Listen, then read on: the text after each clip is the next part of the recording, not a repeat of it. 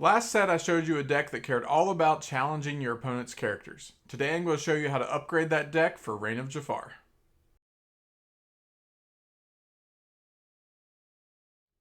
Hello there, welcome back. My name is Donald, aka the Scruffy Looking Gamer, and I just want to take a moment and say thank you to all the influx of new subscribers this week. It has really been appreciated. If you're watching this video and you've been enjoying my content, please consider hitting that subscribe button. It really helps out a lot to a small channel like me to keep making this content. But let's get into it. So this is the Fight Club deck that we looked at last set, and today I just want to talk about upgrades to that deck. So in not only my play testing last set, but then with the release of Reign of Jafar, I've made a few changes to this deck, and I got to play it this past weekend and went 3-0. So I think the changes worked out pretty well. I think that the deck is actually very good. Some things that it struggled with a little bit in last set, I think we got some new tools to kind of combat that a little bit. So let's talk about it. So things that aren't going to change: Robin Hood, Flynn Rider, Queen of Hearts, Calhoun, all those 1 and 2 drops, those are pretty essential to what we're trying to do here. That's all staying. Something I found that didn't work: Helga Sinclair. I originally put Helga in here for 2 reasons. One, there was a heavy steel meta with all the damage spells. Most of those spells were doing like 2 or 3 damage. So Helga survived that with her 4 toughness. We've seen kind of a downtick in that stuff since then. And with her having 0 power, the Challenger 3 is great, but the 0 power really came into play more often than I thought it would. It's kind of a nombo with Flynn Rider. We want to have the most power on the field, and if it's just Helga and Flynn, then she's not contributing anything to that. So I just found Helga just didn't work like I wanted to. So Helga's gone. Helga's out of the deck. She was really there mostly for a Diablo answer anyway, and honestly, a turn 2 evasive is a little slow to answer Diablo. So I started looking at what can answer Diablo effectively, and let me get this filtered correctly here. There we go. What can answer Diablo effectively, and plan a turn 1 that can then on turn 2 trade into it just made more sense. So Helga's out, Happy is in.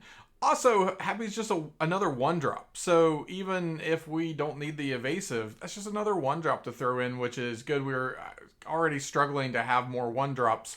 We'll talk about that in a second as well. So having those 8 character 1-drops really makes a difference. Shere Khan is great. A lot of passive lore gain there. What's not great? Fazu. Didn't really work. It's too, I mean, you have to challenge twice. Other than that, you don't want to do anything with him because you don't want him to get banished. So he just kind of sits there, and if they don't have more than one thing exerted, he's just useless. He's out. Didn't work. No more Fazu. What we are replacing Fazu with, though, it's not, I wouldn't say a replacement as in like how Happy was a replacement for Helga. They fulfilled the same role. This is more of a new card that we just needed a place to put in, and Fazu happened to be that perfect place. Desperate Plan. This card is fantastic. This is basically one of our main draw engines in this deck. If you don't have any cards in your hand, it's just an instant draw 3. If you do, you can just discard whatever you don't need and then draw back up to that many. Card's good in all situations. So I think 2 is the right number. You don't want to see it like all the time. You want to see it kind of late game when you've dumped out your hand and you want to refill then. So 2 seems to work out pretty well. You could maybe go 3. I don't think you should go 4, but 2 to 3 seems to be the right number. 2 for me is what I'm playing right now. So put that in place of Fazu. Super Goof, still fantastic card, stays in the deck. This Mulan I originally put in the deck because I wanted to have a shift target for our big Mulan. And Big Mulan shifts 5. She's a 4-drop. It was just a natural progression to put this card in rather than play like the 1-drop Mulan that had to sit there for 4 turns but to get shifted on. I just felt like this Mulan was better. However, in Reign of Jafar, we got a new Mulan that also happens to be a 4-drop and is just a better card than this Mulan. So Rush Mulan is out and new Mulan is in. The Rush was kind of nice, but we also have Super Goof who rushes on 4. We have Queen that rushes on 2, Maui that rushes on 5. I mean, we got a lot of rush already, so it's not like we're completely going to miss having that.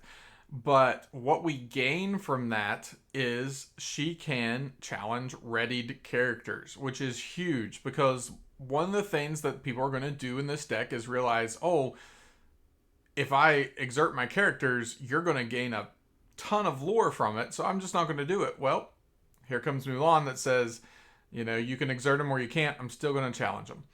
And not only that, bonus, she gains evasive as well on our turn. So she pretty much says, it doesn't matter what you have over there, I'm coming for it. So this Mulan is great.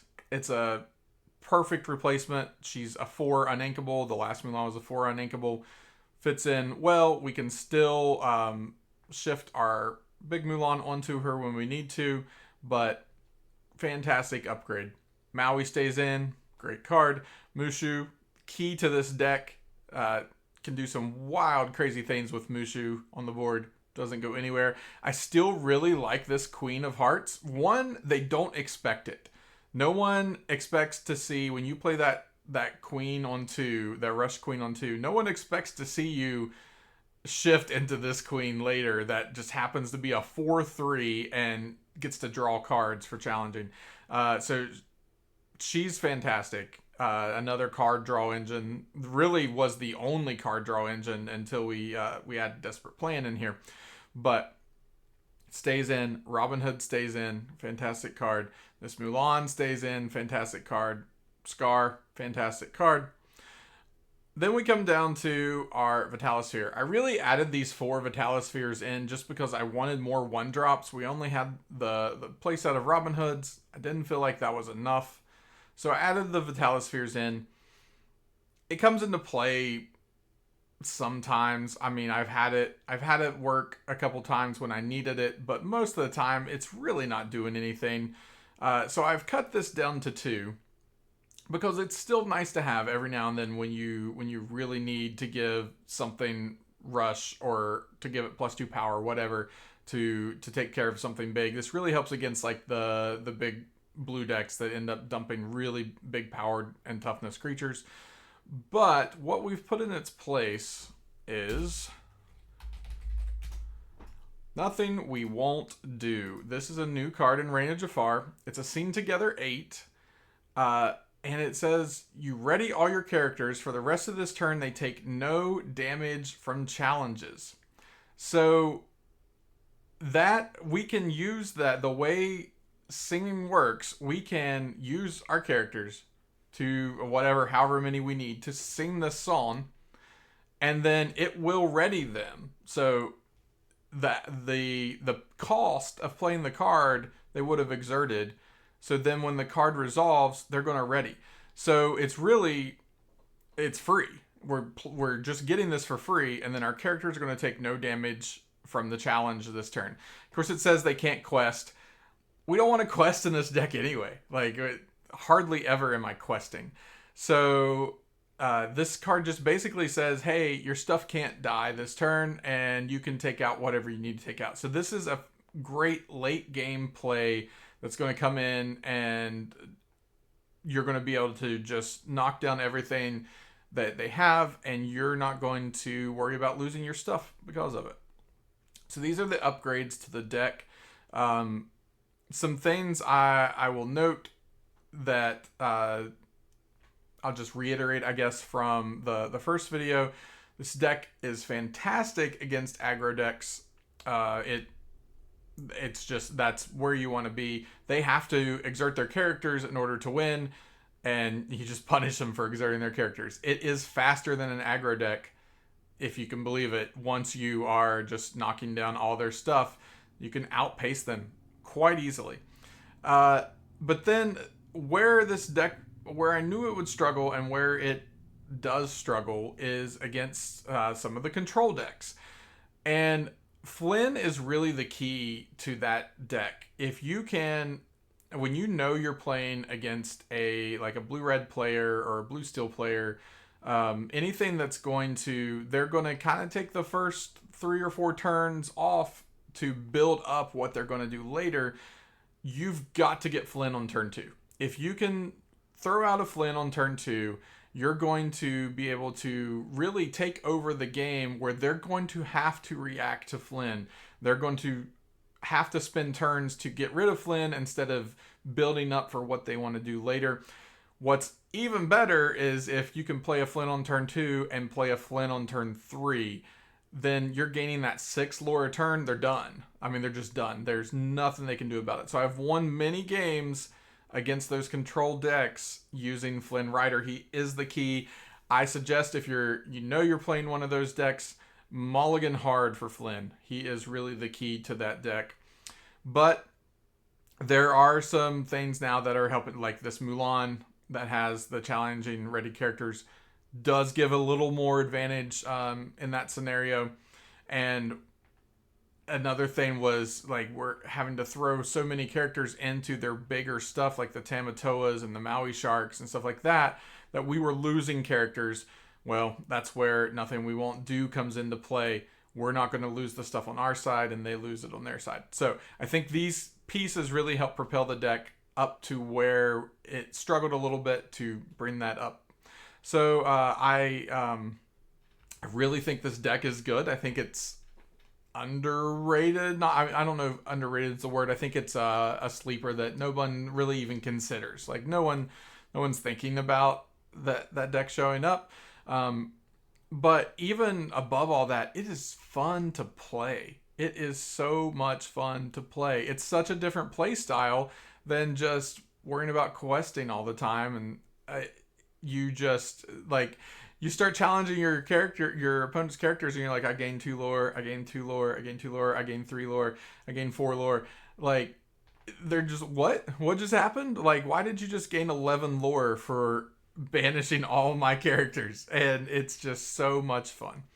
So if you are looking for something different and something to kind of catch everybody off guard, I think this is a deck you should really consider. It is still quite a budget deck. It shows here $130. And that's really, I think, mostly, I mean, Maui's have dropped in price a lot. The Robin Hoods are still holding a $12 value. I think that's where, like, you know, the bulk of the money is here. We got some new cards. Desperate Plans holding $4 right now. This will go down. It's a new card, but I mean, not by much though. It's a great card. Desperate Plan is going to be played for a while. So I still think I consider like under $100 to be a budget deck. So this is slightly above that. So not really budget anymore, but it is fairly low costed for the amount of fun you're going to have with this deck. So that's it. Let me know what you think down below. If you have played the version I came out with before, let me know if you plan on trying these upgrades. If you have made any changes yourself, let me know what you've come up with. But this is, in my testing, this is what I have determined is working right now for me. So thank you. If you've made it around this far, please consider giving the video a like, thumbs up. Give me a subscribe. I'm going to have more content coming at you, more deck techs, more off-the-wall decks, more budget decks, and a couple other surprises I have in store. So until next time.